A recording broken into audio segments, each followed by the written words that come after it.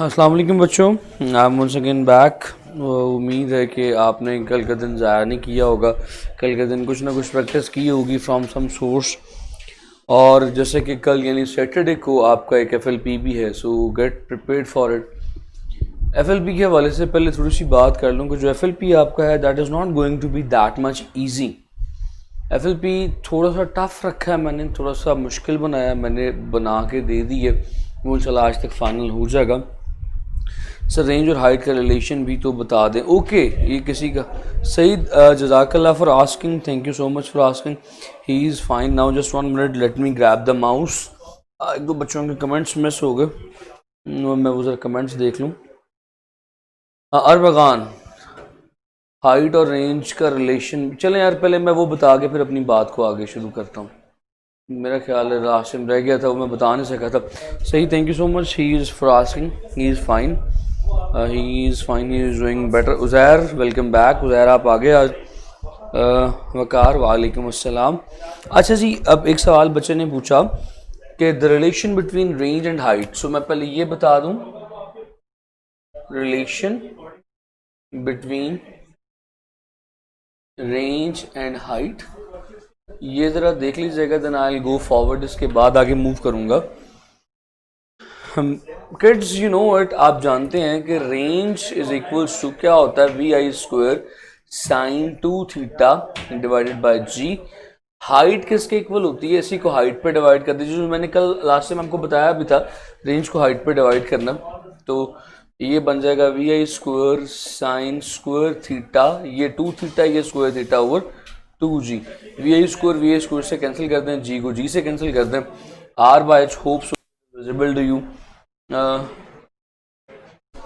ये हो जाएगा sign 2 theta means sign 2 sine theta cos theta over, ये 2 ऊपर ले आए तो it will become 2 cross 2 over sine square theta. आपको पता है ये फ्रैक्शन के नीचे, फ्रैक्शन के नीचे 2 लिखा हो तो ऊपर जाके मल्टीप्लाई हो सकता है। और ये साइन 2 थीटा का मैंने फॉर्मूला लिख दिया, 2 साइन थीटा कॉस थीटा। आप लोग मैथमेटिक्स वाले हैं, इतनी बात तो समझ में आ ही रही होगी। R over h is equal to, एक काट दीजिए, 4 cos theta over sine theta. Armaghan और बाकी बच्चे अगर जिनका ये सवाल था, उम्मीद है कि अब क्लियर हो गया होगा।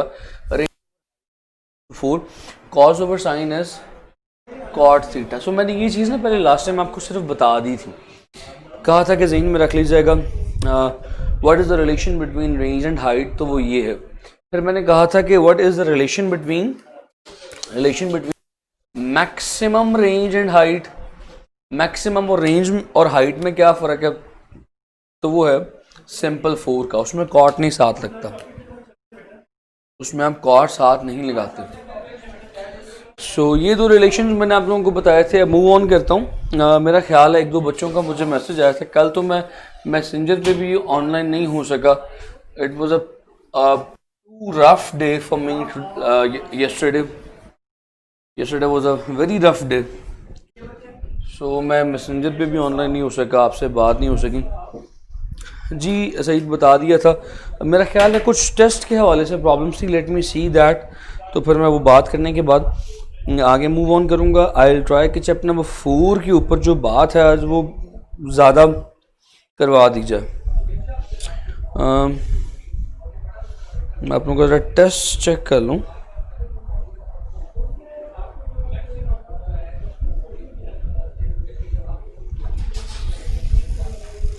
यस, ज़रा देखिएगा, मैंने आप लोगों को जो टेस्ट दिया था बेटा, सर जी एक क्वेश्चन करना है आपसे कैरियर काउंसलिंग के लिए।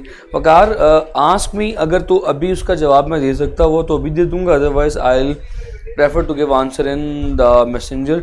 आस्क वकार, आस्क, आप बिल्कुल पूछें, बिल्कुल, यू हैव राइट। अच्छा, जब तक वकार क्वेश्चन पूछ रहा है, मेरे साथ सारे बच्चे अगर मौजूद हैं, साउद भी आज नया नज़र आ रहा है, मायदा बेटी भी नज़र, मतलब पहली दफ़ा नाम देखा मैंने। साद इज़ स्टिल द फर्स्ट, साद तो मेरे ख्याल में ऑनलाइन होता रहा है पहले। अब्दुल मोहिमिन, कैसे हो आप, ठीक हो? आपका भी आज फर्स्ट डे मेरा ख्याल है। तो अगर आप सारे बच्चे मेरे साथ मौजूद हैं, 19 किड्स हैं आज, फिर 20 वापस हो गए। उस्मान, अच्छा है आप लोग बच्चों जब ये लेक्चर सुन रहे हुआ करें तो टैब भी मत स्वैप किया करें, यानी कि अगर आप मोबाइल पे देख रहे हैं, कंप्यूटर पे देख रहे हैं, लैपटॉप पे देख रहे हैं, तो टैब्स भी मत चेंज किया करें। जब आप टैब्स चेंज करते हैं उससे भी आप ऑफलाइन चले जाते हैं और आप बहुत सारी चीज़ें मिस कर देते हैं। जब दोबारा वापस आते हैं तो फिर टेक्निकल इश्यूज आना शुरू हो जाते हैं, या वॉइस का या शायद वीडियो का। सो टैब स्वैप मत किया करें, यानी एक टैब से दूसरे टैब में मत जाया करें। अच्छा, so I was saying the पहला क्वेश्चन था प्रीवियस टेस्ट का जो आपका परसों हुआ था। A motorist is travelling at 20 meters per second can bring his bike at rest in 10 meters per second. How much distance was required to bring the bike at rest with same brakes? हाँ जी Saud बेटा, मुझे पता चल गया था। Yes sir, nice to meet you, जज़ाकल्लाह अब्दुल मोमिन। अच्छा देखिएगा बच्चों, ये सवाल आप लोगों ने पहले सॉल्व किया था। इसमें आपने ये कहा कि जी मैंने देख लिया था, साउंड प्रॉब्लम है। जी हैदर, आप क्या कह रहे हैं? Haider no audio. हैदर क्या कमेंट एक ही है सर, प्लीज़ सर। जी बेटा, वॉइस प्रॉब्लम मैंने देख लिया। ये एक कमेटी डली हुई है मेरे साथ, ये मेरे लेक्चर में कमेटी निकलनी होती है ना। सही बात है यार, कितनी दफ़ा होता है। सही कह रहे हो, सही।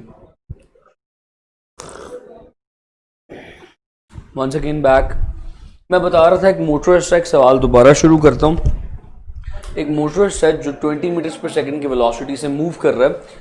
उसने 10 मीटर के बाद अपनी बाइक को रोक दिया। अब वो कहता है कि लेट्स से वो मूव कर रहा है किस वेलोसिटी के साथ? Let's say it is moving with the velocity of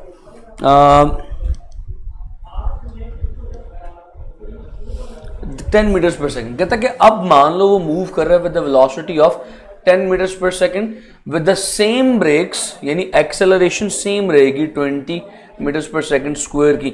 बताओ कितनी देर के बाद वो अपनी बाइक को रोकेगा? तो ये तमाम चीज़ें गिवन है। एस फाइंड करना है, पहला एमसीक्यू था टेस्ट का आपके। So 2as is equal to vf square minus vi square 2as 20। Now s you have to calculate, vf is 0 minus vi is 10 का स्क्वायर। ये हो जाएगा 40s is equal to acceleration 20 थी तो minus 40s is equal to minus 100।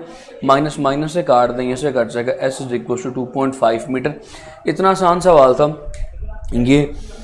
Calculation थोड़ी सी अगर मैं मज़ीद तेज़ करूं, मतलब अगर मुझे समझानी ना पड़े आपको, मैं खुद से कैलकुलेशन थोड़ी सी तेज़ कर दूं तो शायद ये 1 मिनट से भी कम टाइम की 30, 40, 50 सेकेंड्स की कैलकुलेशन है। उसके बाद आगे चलें। एक सवाल था, during the free fall the ratio of velocity of during third second is. During second and third second is, ये सवाल बड़ा अहम है। ये सवाल आपके टेस्ट में मौजूद था। During free fall the ratio of velocity during second and third second is. इस तरह का सवाल मैंने आपको जब चैप्टर नंबर 3 के मिड में था तब करवाया था डिस्प्लेसमेंट के लिए। अगर आपको याद हो, अगर आपने लेक्चर्स पहले लिए हो तो मैंने आपको बताया था कि the ratio of displacement for the first second, second, third second, मैंने बताया था क्या इसका फार्मूला था। इफ़ यू नो दैट 1:3:5:7 और नंबर्स की रेशियो चलाई जानी थी। फिर मैंने कहा था the ratio of displacement after 1 second, 2 second, 3 second. अब फर्स्ट, सेकंड और थर्ड नहीं कह रहा, आप कह रहे हैं 1 सेकंड, 2 सेकंड और 3 सेकंड। तो इस सिचुएशन में हमने रेशियो निकाली थी n स्क्वायर के फार्मूले से, 1:4, 1:4:9:16। याद है? अब बात थोड़ी सी मुख्तलिफ है। अब सवाल है the ratio of velocity during free fall. Velocity की रेशियो क्या होगी? याद रखिएगा उज़ैर, आपने सही बात, शाबाश, पिछले सवाल का जवाब भी शाबाश, यही फार्मूला मैंने बताया था। तो रेशियो ऑफ वेलोसिटी क्या होगी? याद रखिएगा फ्री फॉल में लिख लीजिए, फ्री फॉल में ratio of velocity during first second, second और चलते चले जाएंगे। ये बात थोड़ी पहले बताई हुई है इसलिए स्पीड से निकल जाऊंगा। वही होगी 1:2:3, लाइक नेचुरल नंबर्स की तरह रेशियो चलेगी। अब सवाल में क्या पूछा हुआ? What is the ratio of, सवाल जो मैंने अभी बोला, what is the ratio of velocity during second and third second. तो भाई सेकंड और थर्ड सेकंड के लिए रेशियो बनेगी 2:3। सिंपल, क्योंकि 1:2:3 है ना। तो ये फर्स्ट सेकंड था, ये सेकंड सेकंड था, ये थर्ड सेकंड था।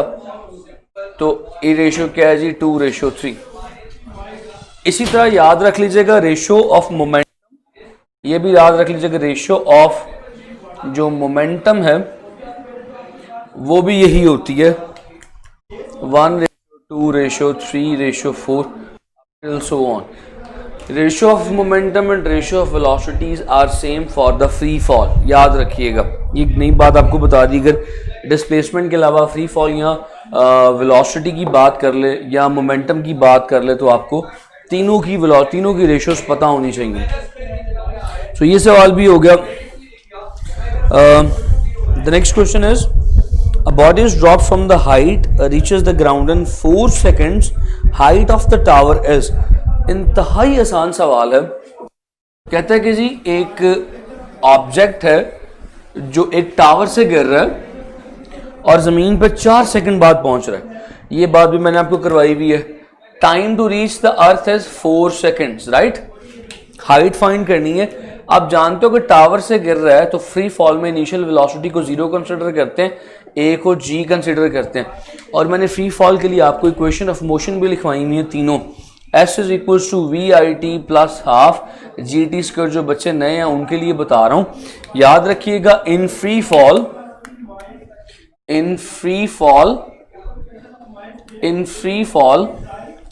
जो सेकंड इक्वेशन है वो मॉडिफाई हो जाती है.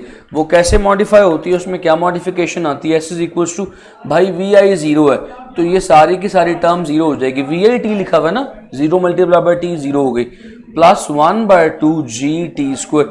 ये सेकंड इक्वेशन ऑफ मोशन बचती है पीछे. S फाइंड करना है. 1/2 G इज 10, T इज 4 का स्क्वायर. तो जरा सॉल्व कीजिए, ये 5 हो जाएगा. तो 5 × 4 का स्क्वायर 16 इज इक्वल्स टू 80. इतने आसान सवाल थे और बहुत सारे बच्चों ने सॉल्व नहीं किए हुए थे. तुक्के मारे थे सर टेस्ट में. देखें सईद बेटा, मैं आपको एक बात बता दूं, तुक्के मारना एंट्री टेस्ट में इंतहाई खतरनाक है. इंतहाई खतरनाक क्यों है उजैर बेटा? VI is equal to GT यहाँ पे नहीं लगेगी क्योंकि आपने डिस्टेंस फाइंड करना है. इस इक्वेशन में डिस्टेंस मौजूद नहीं है. सही तुक्के मारना इतना खतरनाक है. तुक्के यूँ समझ लीजिए कि आपके नंबरों को दीमक की तरह चाट जाएंगे. बिकॉज तुक्के अगर गलत हुए तो नेगेटिव मार्किंग. मैं अक्सर ये कहा करता हूँ, मैंने ओरिएंटेशन में भी ये कहा था, entry test where the negative marking is there. जहाँ पे नेगेटिव मार्किंग है सोच समझ के सवालात को पिक करना है. ऐसे जवाबात नहीं पिक करने जिनके बारे में आप श्योर नहीं है. सिर्फ वही पिक करने जिनके बारे में आप डेड श्योर हैं, यानी जिनको सॉल्व करके आपको जवाब पता हो. अच्छा, एक आखिरी सवाल था. A body is at rest, start traveling with uniform acceleration, cover after 4 seconds the distance covered in 1 second is. अगर आपको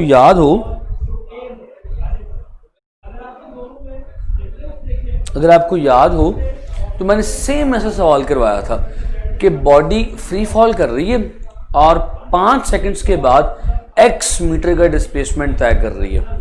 अगर आपको याद हो, आपने पहले लेक्चर्स लिए हुए, तो मैंने पूछा था कि भाई आफ्टर 1 सेकंड क्या डिस्प्लेसमेंट होगा.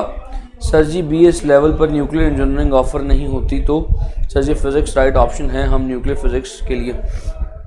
मगर मैंने कहा था, शायद ये सवाल आपने मुझसे पहले भी पूछा था, nuclear engineering is a higher level study.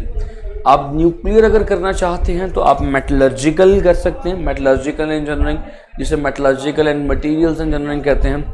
You can do physics, BS physics, you can do high energy physics.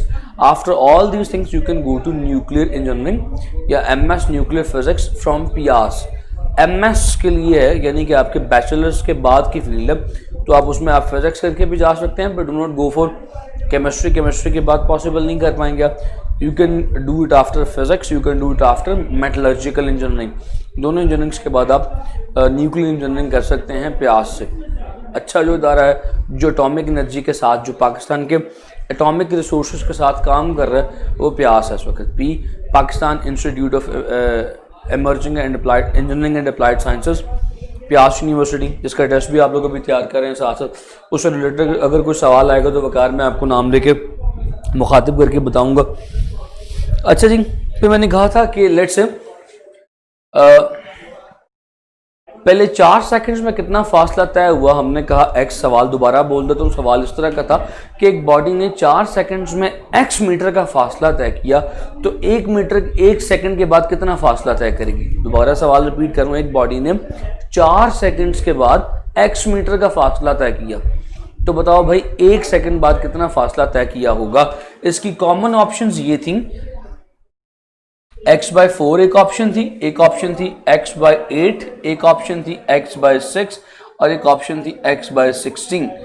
मैंने कहा था ऐसे सवाल में करना क्या है, 4 सेकंड्स के बाद फासला कितना तय हुआ, first second, second, 2 seconds, 3 seconds और 4 सेकंड्स। हर सेकंड का फासला अगर आप सामने लिख लें, रेशियोज की फॉर्म में रेशियोज n स्क्वायर की मदद से निकालनी है, 1, 4, 9 और 16। यानी कि अगर आप गौर करें तो 4 सेकंड्स के बाद फासला तय हो रहा है 16 और पहले सेकंड के बाद फासला तय हो रहा है 1। नाउ इस फासले को x कहा गया, 4 सेकंड के फासले को x कहा जा रहा है। तो अगर आप देखें 4 सेकंड्स का फासला पहले सेकंड के फासले से 16 गुना ज्यादा है, इट इज 16, इट इज 1। तो 4 सेकंड का फासला फर्स्ट सेकंड से 16 टाइम्स ग्रेटर है। तो मैं कहता हूं कि 4 सेकंड के फासले का नाम x है, यानी इस 16 का नाम x है। तो भाई ये इस 1 से कितना ज्यादा है, 1 में कितना होगा, फॉर फर्स्ट सेकंड, पहले सेकंड के लिए कुछ भी नहीं करना यार, ये इससे 16 गुना ज्यादा है ना, तो ये इससे 16 गुना कम होगा। कम बोले तो फॉर फर्स्ट सेकंड x/16, ये इसकी करेक्ट ऑप्शन थी, यानी कि इसकी डी ऑप्शन ठीक थी। सिंपल सी टेक्निक थी और इसी टेक्निक पे मैंने सवाल करवाया था। जो सवाल मैं आपको करवाता हूँ ना, उससे रिलेटेड कोई क्वेश्चन आया करे तो उसे सॉल्व करने की कोशिश जरूर किया करें। आगे चलते हैं यार, प्रोजेक्टाइल मोशन पे बात कर रहा था। प्रोजेक्टाइल मोशन से रिलेटेड मोस्टली बातें हो गई थी। मैं लास्ट टाइम यानी परसों चंद पास्ट पेपर्स खंगाल रहा था और एक सवाल मैं आज चैप्टर ख़त्म कर दिए हुए, मैंने चैप्टर नंबर 4 शुरू करना है। तो सर इस क्वेश्चन में एक्सप्रेशन का ऑप्शन ही नहीं था यार, था। लेट मी शो यू, ये वाला लास्ट ऑप्शन देखिएगा, एक्सप्रेशन का ऑप्शन मौजूद था, ठीक है। अच्छा, बाज़ का there is problem in typing mistake. देखें, अगर तो आपकी अप्रोच ठीक है ना, तो यहाँ पे अगर आपका एमसीक्यू गलत भी हो जाता है तो उससे परेशान मत हुआ करें। आपका नहीं x/16 था, अरमान गलत है, टाइपिंग मिस्टेक होगा। सर ये रेशियोज किस किस कंडीशंस की हैं, समझ नहीं आ रही। सात बेटा क्या समझ नहीं आ रही, कौन सी रेशियोज? चलें 7 के लिए मैं ये बात दोबारा बता दूँ, 7 का आई गेस फर्स्ट लेक्चर है, तो 7 को फर्स्ट लेक्चर का प्रोटोकॉल दे देते हैं। 7 अभी मैं पुराने टॉपिक शेयर कर रहा हूँ, इसलिए आपको थोड़ी सी प्रॉब्लम होगी फ्रॉम आफ्टर 10 to 15 मिनट्स। अब जब मैं नया टॉपिक शुरू करूंगा, आप साथ साथ सुनना शुरू करेंगे, फिर things will be pretty easy. चलिए मैं आपके लिए बता देता हूँ रेशियोज किस कंडीशन में है। सवाल है, बाकी बच्चों को तो पता है, 7 के लिए रिपीट कर रहा हूँ और जो बाकी नए बच्चे मेरे साथ मौजूद हैं उनके लिए भी रिपीट कर देता हूँ। सवाल था कि ratio of displacement during free fall in first second, second and third second। अब ऐसे सिचुएशन में ऑप्शंस मौजूद है मेरे पास 1:3:5, 1:4:9, 1:4:16, डी कर लीजिए नन। अच्छा यार, 7 बच्चे और बाकी तमाम बच्चे जरा इस स्टेटमेंट की तरफ देखिएगा। The ratio of displacement during free fall in first second, second second and third second। मैंने समझाने के लिए बताया था बच्चों को कि सपोज कर लीजिए कि मेरे पास ये डस्टर है, इस डस्टर ने फ्री फॉल शुरू करना है, इसने फ्रीली गिरना शुरू करना है, मगर मान लीजिए कि इस टाइम पे ये रुका हुआ है और घड़ी पे स्टॉप वॉच पे टाइम है 00, यानी स्टॉप वॉच ने भी चलना मतलब ऑपरेट करना स्टार्ट नहीं किया।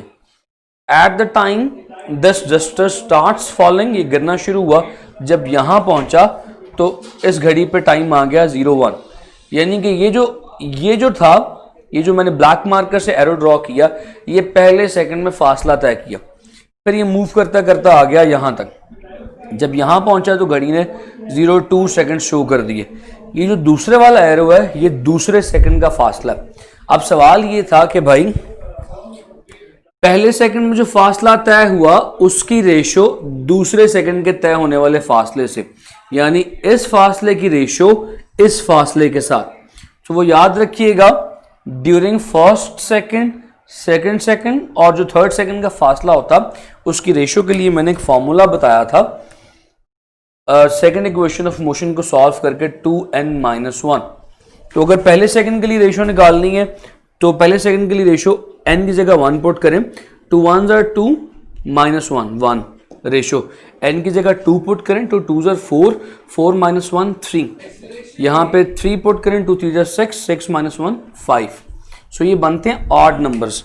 सो ये वाली ऑप्शन ठीक होगी। अगर सवाल होता, अब सवाल साध आपके लिए, ये अगर पॉइंट समझ में आ गया तो सवाल करने लगा जरा चेंज।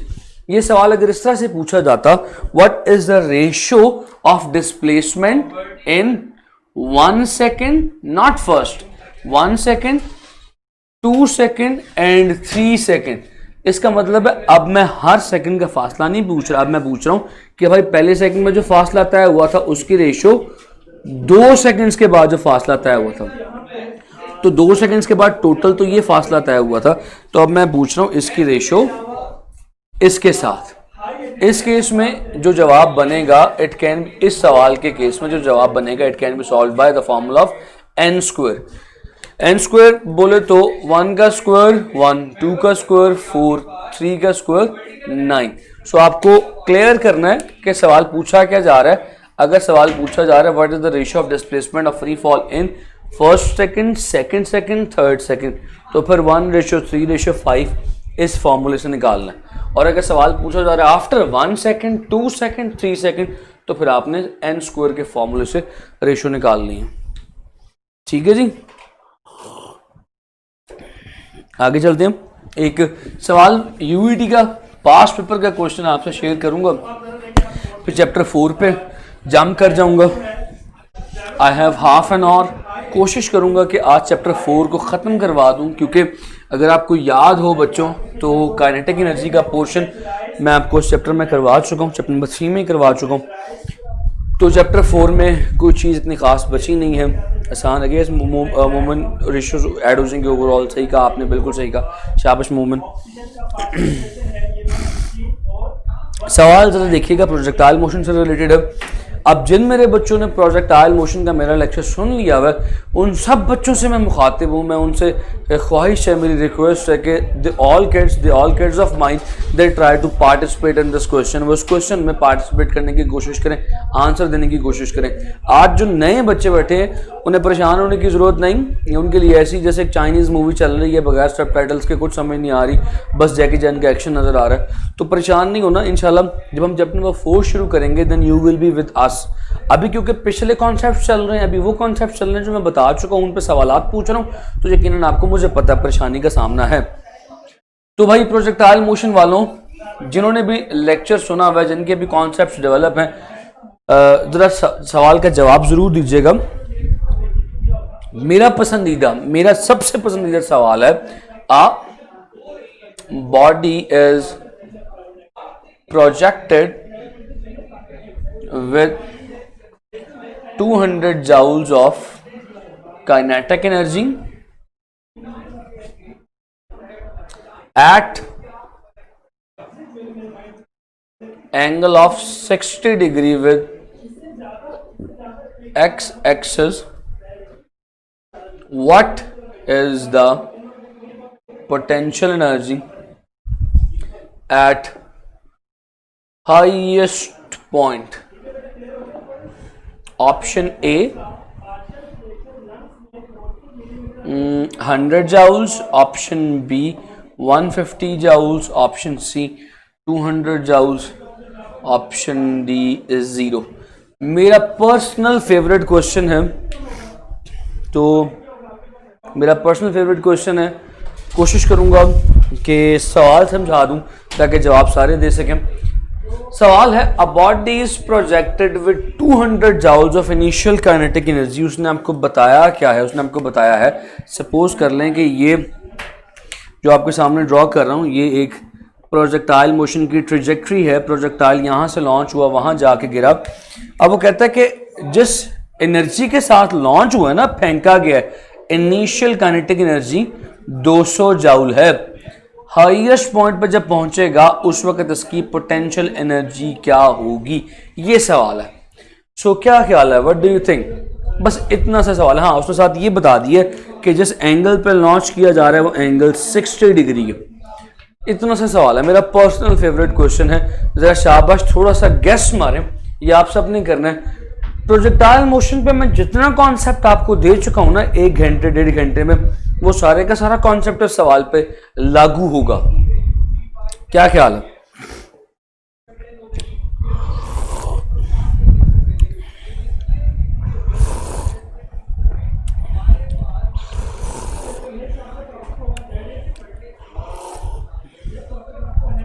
डी ऑप्शन 0, हमजा ने, सही ने भी 0 शायद।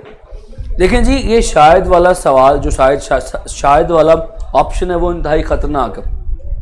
दैट इज -1 अगर शायद में आप हैं तो। साद ने भी 0 का जवाब दिया, मोहम्मद ने 100 हाउस का जवाब दिया। मोहम्मद कोई डेयरिंग जवाब देता है, शाबाश। You have some different approach, you are different from others. ठीक है जी, शाबाश। मगर ये भी गलत है ये भी गलत है। तो डिफरेंट होने का कोई फ़ायदा नहीं हुआ, लेकिन अप्रोच डिफरेंट है। Let's see. और भी कोई, फरवा बेटी, उज़ैर, अफ़ान, मुइज़, हिफ्ज़ा, दाऊद, अहमद। मोहम्मद ने 150 जवाब दिया। How Mohammad, how? सईद 0 या 100 में से 1 है, कैसे है? उज़ैफ़ा, अमानत, अरमगान, अबू बकर कैसे हो? अच्छा यार, अब जरा सुनो गौर से। अब मैं सबने देखो जवाब दे दिया, कुछ बच्चे जो है ना सामने सिर्फ बैठे हुए इस डर से जवाब नहीं दे रहे कि गलत होगा तो क्या होगा, गलत होगा तो कुछ नहीं होगा, करेक्शन हो जाएगी। अब सब ने जरा गौर से सुनना है सिर्फ। कैसे में तुमने करना क्या, अप्रोच में तुम्हें देने लगा हूँ, उसको संभाल के अपने दिमाग में सेव कर लेना, इसको आगे पीछे नहीं होने देना। जरा गौर से सुनो। देखो, अब इस पोटेंशियल एनर्जी को मारो गोली, इस काइनेटिक एनर्जी को मारो गोली, और मेरा पॉइंट बड़े गौर से समझना। जब आप बात करते हैं लीनियर मोशन की, प्रोजेक्टाइल तो 2 डायमेंशनल मोशन है ना, इसको जरा साइड पे रखें।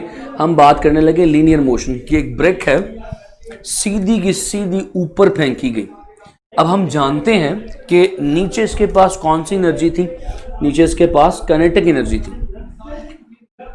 काइनेटिक एनर्जी इसके पास मैक्सिमम थी, पोटेंशियल एनर्जी इसके पास 0 थी, क्योंकि हाइट 0 है। जब ऊपर पहुंची एट द हाईएस्ट पॉइंट पे वेलोसिटी 0 हो गई, लिहाजा हम कहते हैं इसकी काइनेटिक एनर्जी 0 हो गई और पोटेंशियल एनर्जी मैक्सिमम हो जाती है, क्योंकि हाइट मैक्सिमम होगी। यानी कि इस बात से हमें ये समझ में आता है, कि भाई अगर बॉडी नीचे से ऊपर जा रही हो,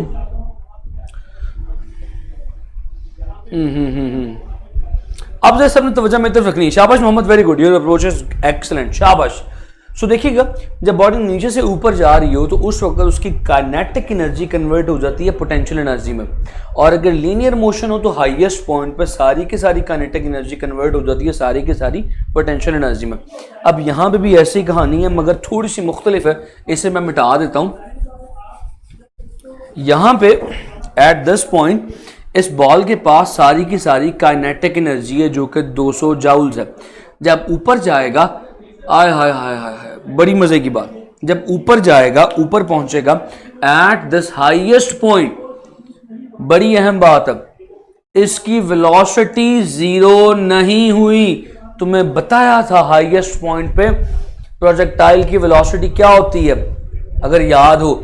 चलो मैं याद करवाता हूं। बताया था हाईएस्ट पॉइंट पे प्रोजेक्टाइल की y वेलोसिटी का कंपोनेंट 0 होता है, x velocity vi cos theta होती है, तो कुल मिला के हाईएस्ट पॉइंट पे वेलोसिटी होती है vi cos थीटा।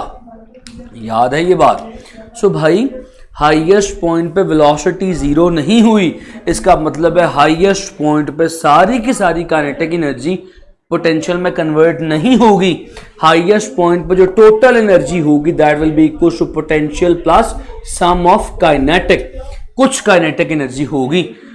अब तुम्हें पता है कि टोटल एनर्जी तो कंजर्व है, तो total energy will remain, total energy will remain 200 joule. ये तो तुम्हें पता है, एनर्जी कंजर्वेशन से एनर्जी तो जाया नहीं होने वाली, टोटल एनर्जी 200 जूल ही रहेगी।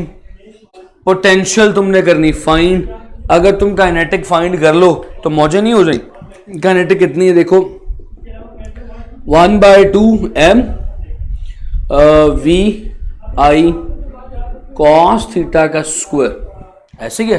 पॉइंट समझ रहे हो? अब मैं शायद यहाँ पे मैथ्स नहीं लिखा, मैथ्स लिखना मैं भूल गया।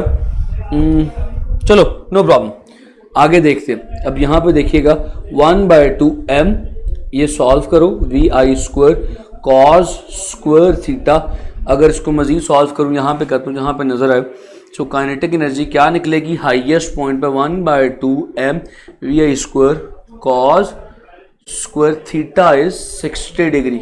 सो ये बन जाएगा 1/2 m we I square cos 60 is 1/2 का स्क्वायर, स्क्वायर है ना तो स्क्वायर ले लिया।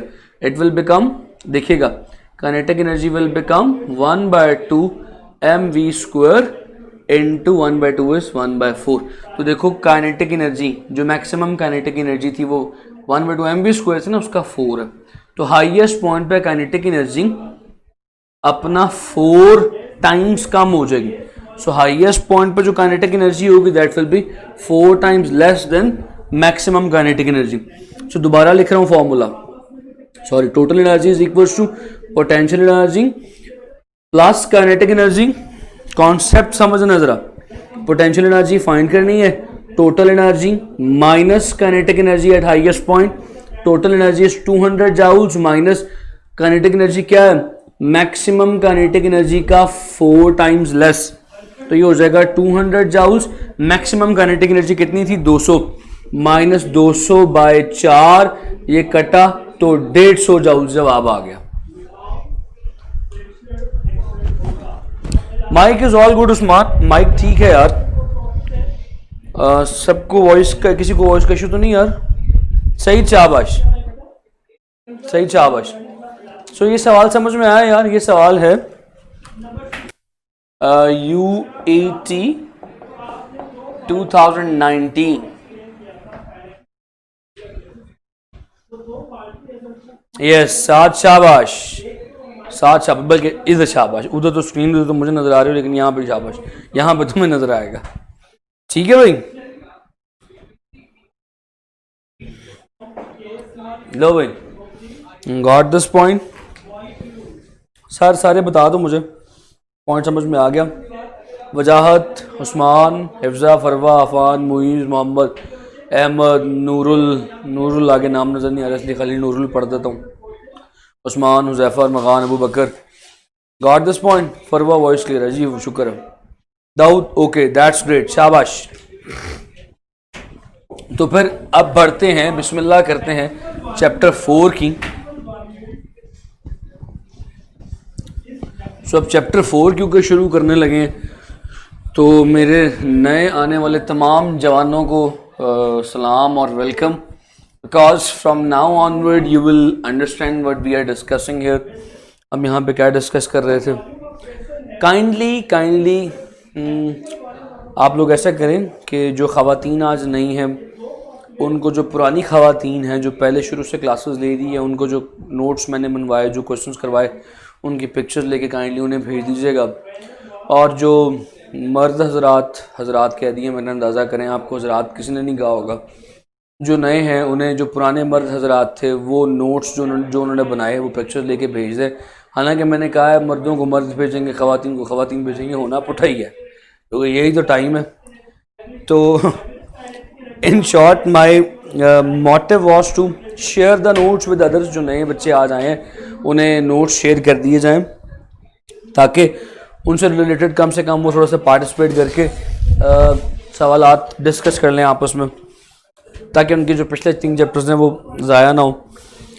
ले जी, let's talk about work, chapter number 4।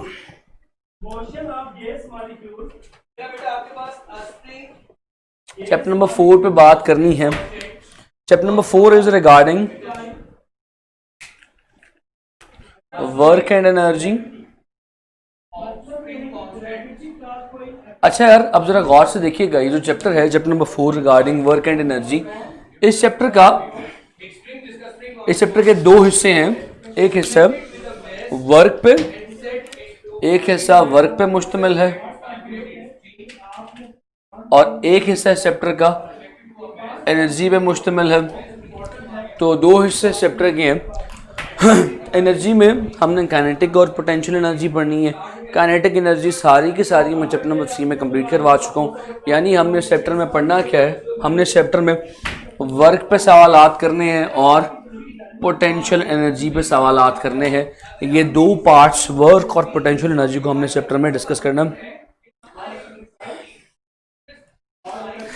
Sir बस कर दें, सही यार, अभी तो पार्टी शुरू हुई है, तुम बस भी कह रहे हो, कर दें। सो जी सवाल बात शुरू करते हैं। Let's talk about work. What is meant by work मेरी जान?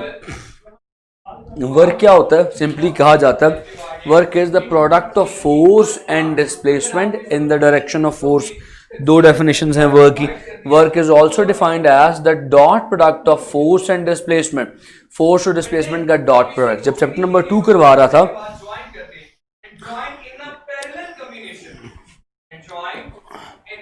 जब मैं सर ये हाँ माजरत सर आपको, अच्छा जब मैं चैप्टर नंबर 4 पढ़ा रहा था, जब चैप्टर नंबर 2 पढ़ा रहा था, तब मैंने डॉट प्रोडक्ट पढ़ाया था और मैंने वहां पे ये कहा था कि भाई डॉट प्रोडक्ट को जब भी एक्सपैंड किया जाता है, there is always cos theta.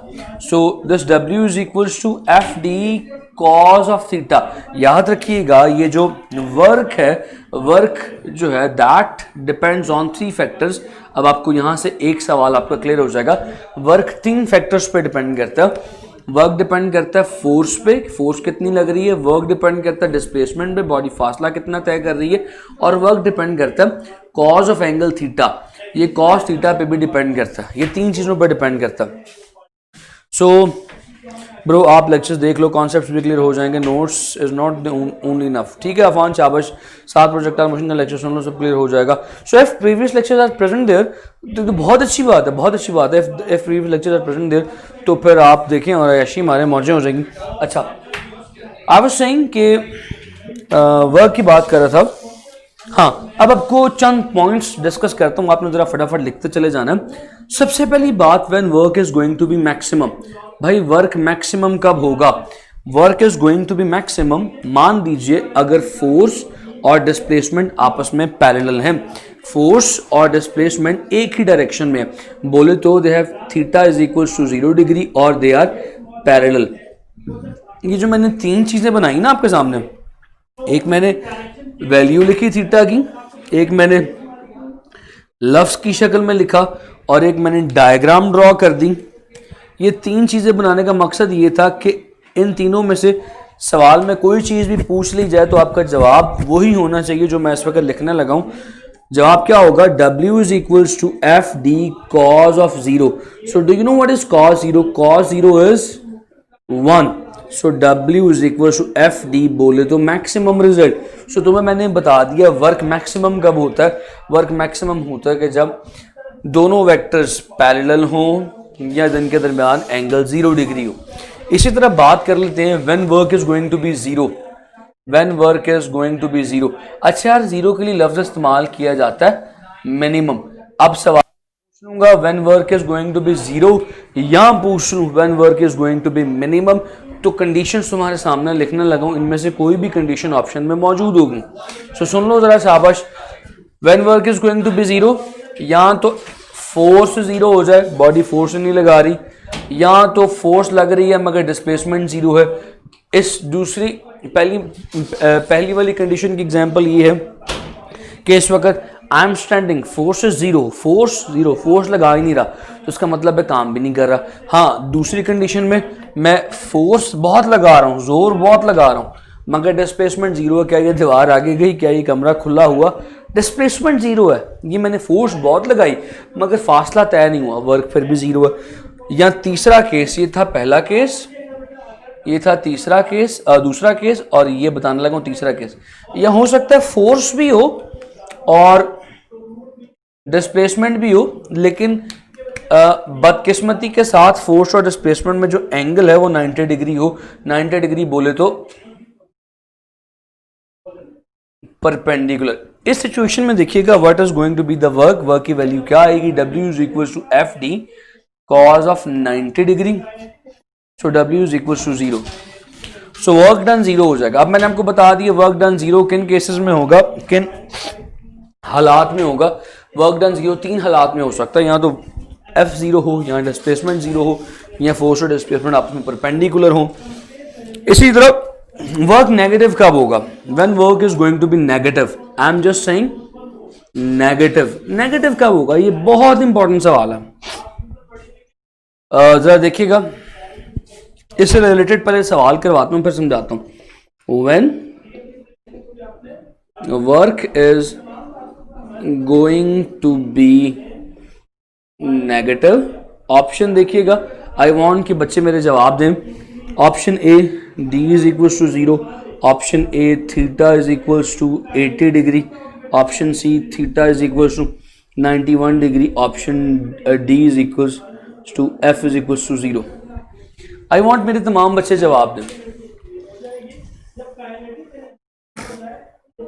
Sir perpendicular हो तो डिस्टेंस कैसे होगा, बहुत अच्छा सवाल है।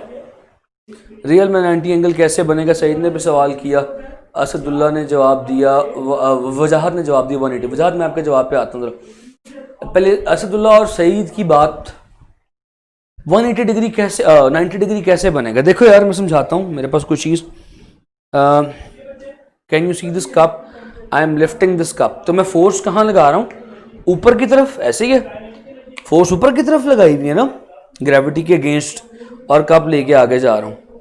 तो भाई देखो जरा, 90 डिग्री को समझाने लगा हूँ, मेरी जान मेरे जिगर के टुकड़े, ये देखो दिस इज द कप, इतना खूबसूरत कप, आय हाय हाय, कप फोर्स लगाई हुई है कहाँ, ऊपर की तरफ, कप कहाँ जा रहा है, आगे की तरफ।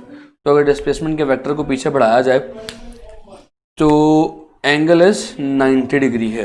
Got this point. सो अगर मैं कहूँ कि भाई अपवर्ड फोर्स ने कितना काम किया, अपवर्ड फोर्स और डिस्प्लेसमेंट परपेंडिकुलर है, अपवर्ड फोर्स ने 0 काम किया। अच्छा, मोहम्मद ने 180 डिग्री जवाब दिया। Mohammed there is no 180 there, options में है, एक ऑप्शन है D is equal to 0, B option है थीटा इज 80, जस्ट 80, और सी ऑप्शन है 91, डी ऑप्शन है 0, F इज इक्वल टू 0। तो यार याद रखिएगा, when work done is going to be negative, work done negative कब होगा, मान लीजिए फासला तय हो रहा है किसी बॉडी का अलोंग एक्स एक्सिस, और असल में बॉडी पे फोर्स लग रही है किसी, आय हाय हाय, ऑब्ट्यूज एंगल पे। क्या खूबसूरत लफ्ज मैंने इस्तेमाल कर दिया। ऑब्ट्यूज एंगल क्या होता है, obtuse angle is angle greater than 90 degree. क्या बोला मैंने, फोर्स डिस्प्लेसमेंट है एक्स एक्सिस पे, फोर्स लग रही है किसी ऑब्ट्यूज एंगल पे। ऑब्ट्यूज एंगल बोले तो angle greater than 90 degree. When ever, अब ये वाला जुमला और अगला जुमला बहुत इंपॉर्टेंट है, जहन में रख लो, दिलों में बसा लो। वैसे मेरी बात तुम लोग दिलों में कहाँ कम ही बसाओगे, तो दिलों में बसा लो। जुमला बहुत अहम है। जुमला क्या है, whenever angle is greater than 90 degree work is going to be negative. Work कब नेगेटिव होगा, जब भी एंगल 90 डिग्री से ग्रेटर हो। सबूत देता हूं, सबूत के तौर पे W is equal to F D cos of theta. जरा पुट करो, W is equal to F D cos of 91। सबूत दे रहा हूं, तो अपने अपने कैलकुलेटर्स पे कॉज 91 लो जरा, कॉज 91 लो जरा। अब तुम्हारे पास तो कैलकुलेटर पता नहीं है कि नहीं है, राइट क्या, ओके चलो वेरी गुड असदुल्ला। मैं आपके सवाल के जवाब देता हूं, मगर मैं पहले ये वाली बात कर लूं। cos 91 is cos 91 is minus 0.017, so W की वैल्यू आ जाएगी minus 0.017 FD, so you can see it becomes negative। लीजिए असदुल्ला का सवाल था कि फोर्स ऊपर लग रही है तो कप आगे कैसे जा रहा है। देखो कप पे दो फोर्सेस लग रही हैं, एक फोर्स कप को ऊपर उठा रही है, उठाए रखे हुए, एक फोर्स ऊपर लग रही है ना, अगर ऊपर फोर्स ना लगे तो कप कैसे उठाओ खुद सोचो, तो फोर्स ऊपर लग रही है, कप का हवा में रहना इस बात का सबूत है। दूसरी फोर्स कप को आगे लेके जा रही है। अब गौर करो, मैंने जुमला क्या बोला था, अपवर्ड फोर्स की वजह से वर्क क्या है, अपवर्ड फोर्स की वजह से वर्क क्या है, अपवर्ड फोर्स ऊपर की तरफ, डिस्प्लेसमेंट आगे की तरफ। आगे लेके जाने के लिए फोर्स लगा रहा हूं, लेकिन मैं वर्क किस फोर्स की वजह से पूछ रहा हूं, अपवर्ड फोर्स की वजह से। अपवर्ड फोर्स ऊपर की तरफ, डिस्प्लेसमेंट आगे की तरफ, तो 90 डिग्री का angle, work done is 0। Got my point Asadullah? Amanat cos 2q में नेगेटिव होता है। अमानत मैं समझा नहीं, cos 2q क्या चीज है? जी बिल्कुल, theta from 90 degree to 270 cos की वैल्यू नेगेटिव होती है। जी ठीक है, शाबाश। असाद ने भी कहा, असाद ने कहा बिकॉज 90 डिग्री से ग्रेटर नेगेटिव होना शुरू हो जाता है। ठीक है जी साथ। अब अगला पॉइंट यार ये है, देखो जरा गौर से, अभी मैंने क्या बताया असदुल्ला, होप सो आपका पॉइंट क्लियर हुआ होगा। असदुल्ला तुम तो नहीं कुछ सो हाइबरनेशन पे चले जाते हो यार, बता दिया करो, पॉइंट समझ में आ गया? अच्छा, नेगेटिव पे मैंने बता दिया, थीटा 90 से बड़ा होगा तो नेगेटिव। अगला है negative maximum when work is going to be negative maximum. मैंने तो शाबाश अब्दुल्ला, हाँ ठीक है, अमानत सेकंड क्वाड्रेंट में नेगेटिव हो जाएगा, शाबाश, वेरी गुड, शाबाश, हाँ जी ठीक है, ठीक है।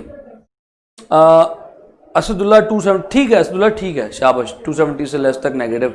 हाँ, अब मैंने बताया था कि 90 से बड़ा एंगल होगा तो work will start to be negative, work negative होना शुरू हो जाएगा। अब है वर्क नेगेटिव की मैक्सिमम वैल्यू पे कब पहुंचेगा? मान लो ये कतरा पानी का गिर रहा है नीचे की तरफ, ऐसी है ना, इट इज फॉलिंग डाउन, नीचे की तरफ गिर रहा है, डिस्टेंस नीचे की तरफ है, मगर एक फोर्स जिसे फोर्स ऑफ फ्रिक्शन कहते हैं ऊपर की तरफ है ना, फोर्स ऑफ फ्रिक्शन ऊपर है ना, ऊपर की तरफ लग रही, जिसे ड्रैग फोर्स भी कहते हैं। असदुल्ला और वो तमाम बाकी बच्चे जो इस वक्त क्लास में मेरे साथ मौजूद हैं, उनसे मेरा सवाल है, what is the angle between frictional force and displacement? सारे बच्चे जवाब देंगे सर जी एक स्ट्रेट लाइन के दरमियान में एंगल होता है 180 डिग्री। अब सवाल सुनना जरा गौर से, what is the work done due to friction? Friction की वजह से वर्क क्या होगा? W is equals to FD cos of 180 degree.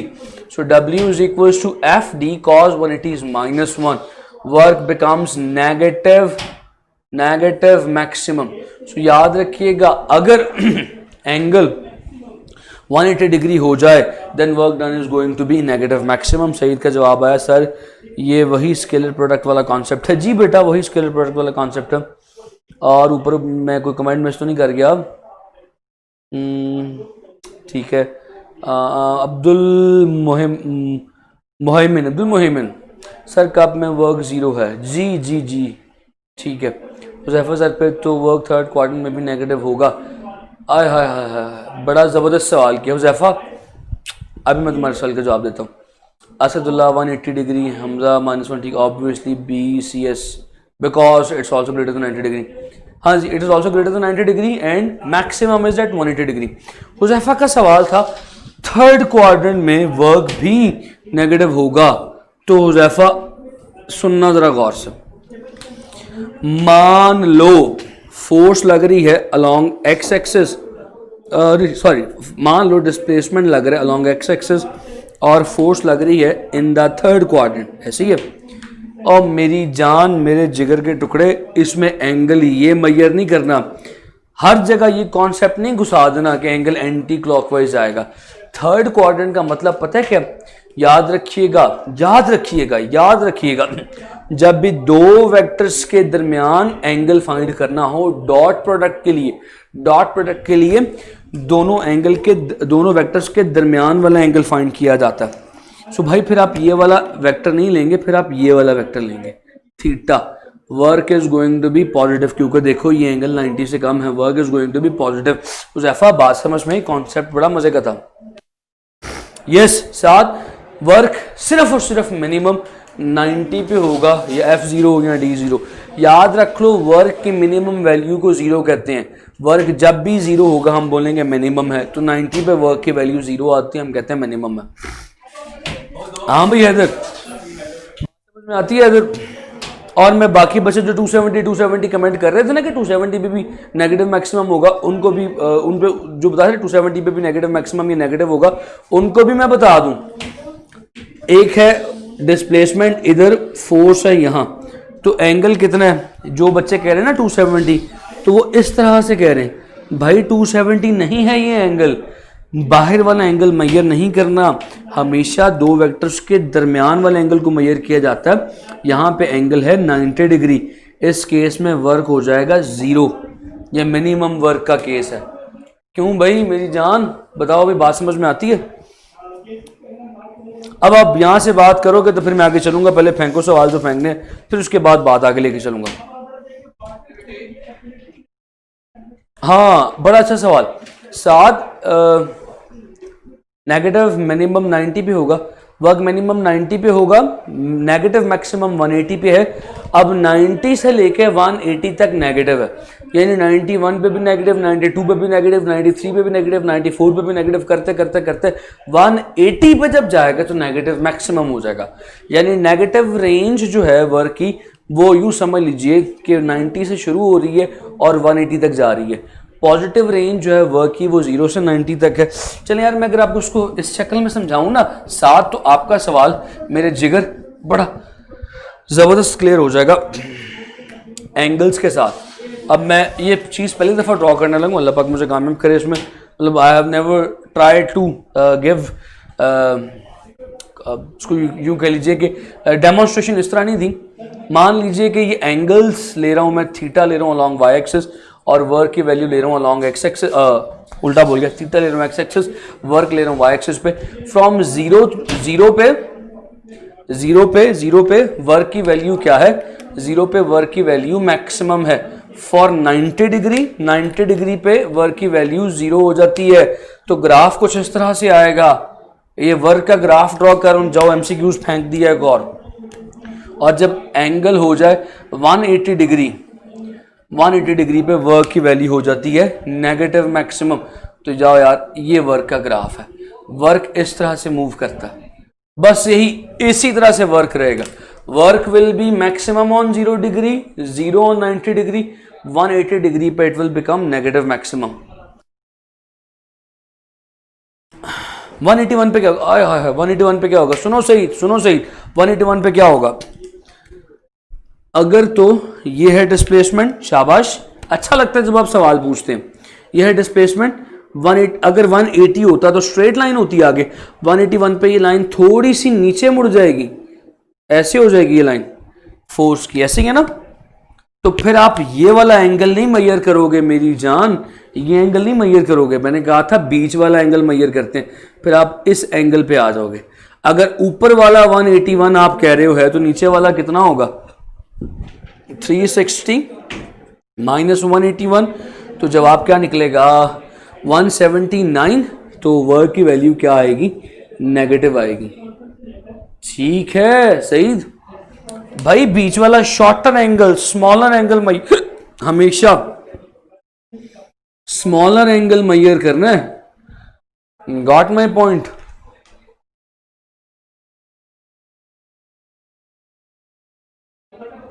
Cos का हाफ ग्राफ है, हाँ जी कॉस हाफ ग्राफ है एग्जैक्टली। हाँ जी कॉस का भी ग्राफ है। क्या बात बताई सर, मजा आ गया। हाँ भाई सही बात, समझ में आती है। सेटिस्फाइड? Got your answers? देखो यार, मैंने तुम्हारे सवालों के लिए अपनी सारी बात को सेक्रीफाइस कर लिया। मैंने आज आगे बहुत ज़्यादा बात करनी थी, लेकिन तुम्हारे सवाल इस तरह के मज़े के थे यार। सारे सवाल किया करो, अफान, साद, दाऊद, माहिदा, असदुल्ला। देखें आपके क्वेश्चन से आपका कैलिपर बेहतर होगा, आपके सोचने का अंदाज बेहतर होगा। I always emphasise on questions, लेकिन कभी कभार पता क्या है, थोड़ी सी जल्दी होती है, तो अगर कभी कभार मैं क्वेश्चंस को आपके ब्रेक लगा दूं कभी, तो उस पर बुरा मत मनाइएगा।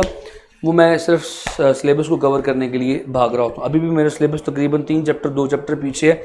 मैंने जो अपना, अच्छा मैं आपको बताऊँ, मेरा ऑनलाइन का एक्सपीरियंस है पहला। मैंने जो 2 वीक्स में ना 7 चैप्टर्स करवाने होते हैं, मेरा फॉर 1 डे 1 लेक्चर, जिस तरह मैंने आपको फर्स्ट चैप्टर करवाया था और सेकंड थर्ड चैप्टर के लिए 2 डेज हमने 3 दिन लगाए।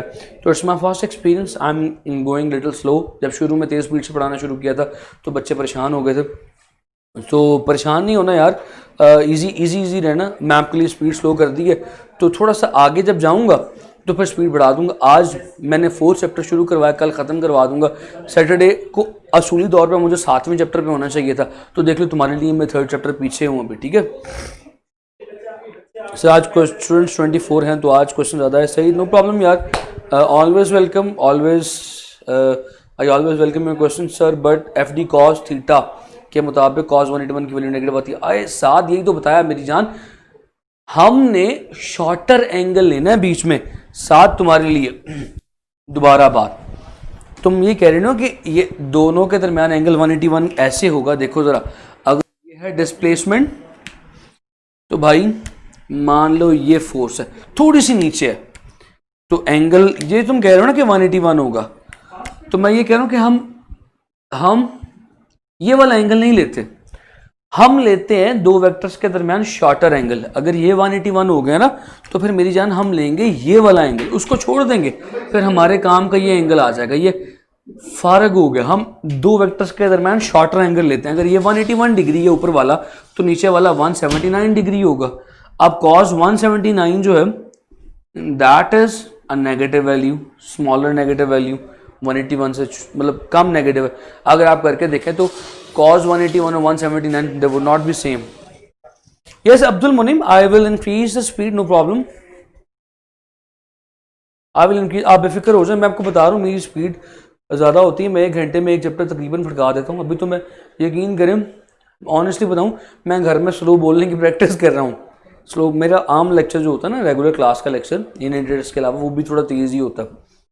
तो अभी तो मैं घर में स्लो बोलने की कोशिश करता हूँ, इसलिए मैं बड़े तमीज़ से बड़े आहिस्ता आहिस्ता स्लो बोल रहा हूँ, वरना मैं तो एमिनेम का, रफ्तार का फ़ैन हूँ। अच्छा, 270 डिग्री बना दें। देखें 270 डिग्री का मतलब क्या है। मान लीजिए कि डिस्प्लेसमेंट ये है सदुल्ला और फोर्स ये, तो आप कह रहे हो कि भाई 270 डिग्री यही होगा, ऐसे ही ना। तो मैं कह रहा हूँ कि इस एंगल को नहीं लेना, जब भी एंगल बढ़ जाए तो आपने शॉर्टर एंगल को लेना। शॉर्टर एंगल बोले तो बीच वाला एंगल, तो ये 90 डिग्री है। इस केस में वर्क डन क्या आएगा, इस केस में work done would be W is equal to FD cos of 90 degree, work done is going to be 0। Same perpendicular वाला केस। तो तुम इसको यूं इसको 270 मत समझो ना, इसको यूं समझ लो कि ये एक फोर्सेस आपस में परपेंडिकुलर है, सीधी सीधी बात। ठीक है जी बच्चों, ले जी यहाँ पे मुझे इजाज़त दीजिए। आज 25 बच्चों के साथ आई एम गोइंग। ले जी, अपना अपने घर वालों का ख्याल रखिएगा। रजाज आउट, अल्लाह हाफ़िज़।